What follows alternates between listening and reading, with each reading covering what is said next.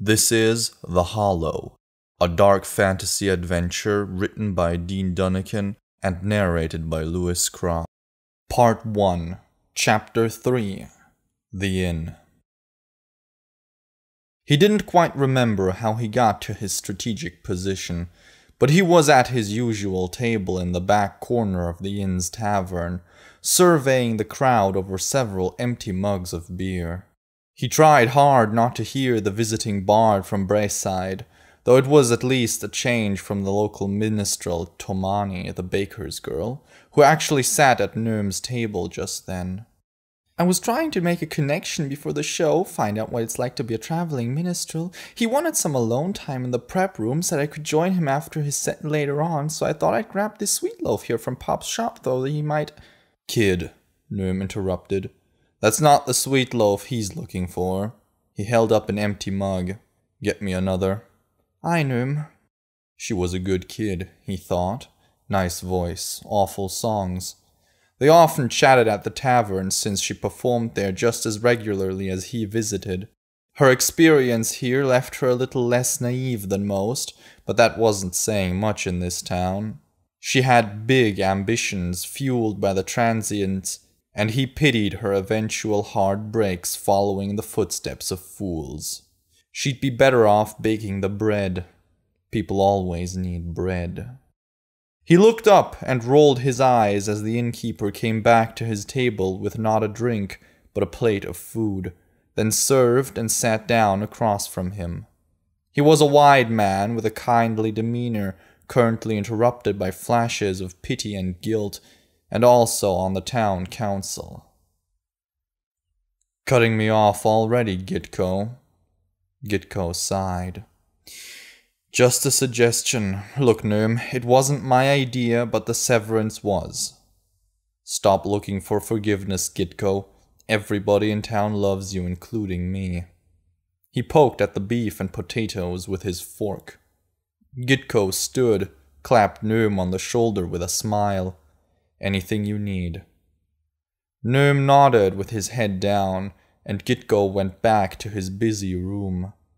It was especially busy tonight. Half the town had come out to gawk at the trio from Witham. They had acquired a room and made their way back to the tavern after Noom had entrenched himself. The townsfolk quickly swooped on them with a mixture of questions, advice, offers, subtle ridicule, awe, and shimmering prejudice. He hoped the youths were finding what they sought, and their paths weren't being paved by everyone else's good and bad intentions. Across the room, Aiden seemed to be eating it up, and Dev asked a lot of questions. Omega spoke cordially, but looked uncomfortable. She started looking in Noom's direction through these goggles with increasing frequency, until he put his back to them by moving to the other side of the table. Finally, Tomani came back with another pint, then flitted off, presumably to pursue the Braesider. Noom shook his head and disappeared into his beer and his thoughts for a time. He gradually relaxed, and the comfortable din of the tavern receded to a distant murmur, then near silence. Sensing the oddness of that, he snapped his eyes open. The girl, Omega, was sitting across the table from him. Not quite yet scared, he looked around. The tavern carried on the same. Nothing seemed different, just quieter. Despite the wrongness, he thanked the gods that at least the music was quieter.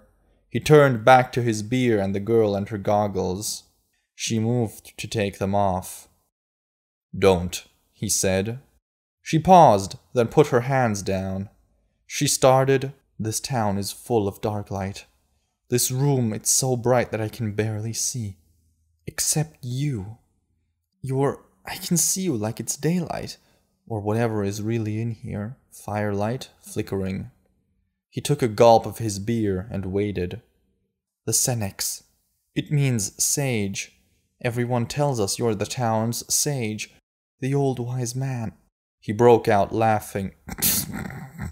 "Girl, maybe 4 hours ago, but I'm no sage. Just ask the town elders." He said that last part very loudly over his shoulder. then looked around accusingly. No one noticed. "And I'm not old," he muttered, turning back. "Yes, I tell so-called adventurers what I know about the Hollow, hoping to keep them from disappearing out there on some damn fool quest, but they shut their ears when I try to talk them out of it altogether. So listen close, girl, and I'll tell you the sagest wisdom I've ever given. Take your friends back to Whitham or farther, as far away from here as you can. Build a life, have kids, become a cranky old town elder. Get go! Another round!" He huddled back down on his empty mug. No one responded to his call. He turned and saw Gitko about 8 feet away, cleaning the bar. "No one can hear us," said Omega. "Most think I'm still over there," she nodded at the table with Aiden. "Or using the outhouse." "Crap," muttered Noom. "I shouldn't be able to do this here." "We're inside the berm." "Not that far." He was intrigued and a little nervous. "But you know that because you've been farther, haven't you?" She paused. "We took some detours. Not advisable, according to my sage wisdom. We know that now.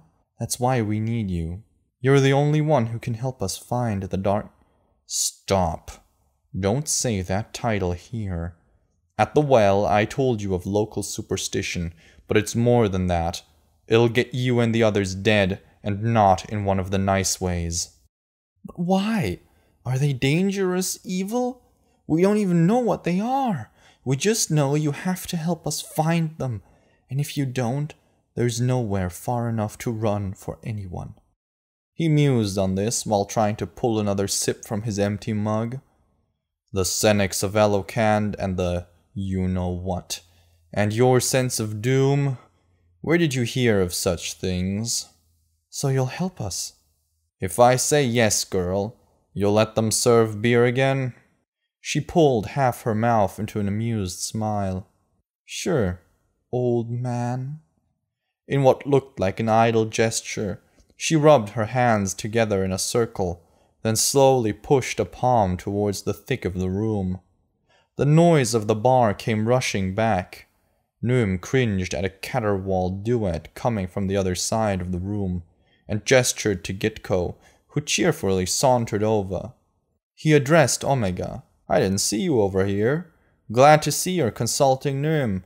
He knows more about the Hollow than the rest of us put together." He leaned in and winked. "But don't tell anyone I said that. Especially him. Don't want him to get too full of himself." Omega smiled politely. "Fat chance of that," said Noom. Gitko picked up the empty plate of food. "What'll it be?" "Can I please have another beer now?" asked Noom. "Of course, I think you'll need it." Gitko pointed to the room where a number of townsfolk were filtering towards Noom's table, presumably to glom over Omega again. Noom grimaced, stood up, and addressed Omega. "Meet me at the smithy in the morning. You'll be safe enough here tonight." She watched him walk over to the bar, accept his mug, and leave some coins. Noom moseyed around the room, raised his mug, and nodded goodnight to the 2 young men still at the other table, then walked over to watch Tomani sing for a minute. Catching her eye, he left the untouched beer on a nearby stool, pointed to it, and waved goodnight. She smiled and nodded, continuing her song. Noom wandered through the dark streets, sad, angry, buzzed, curious, excited, a new emotion every step.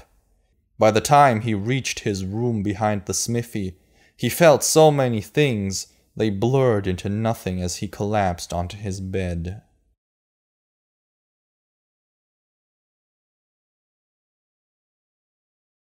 Thank you for listening to this Ember and Sparks production. Click the box on the left to listen to the next chapter or the box on the right to see an overview of all chapters available for this story. Check out the links in the description to listen to this audiobook without interruption, And before you go, don't forget to subscribe and hit the bell icon to never miss a new story. See you soon.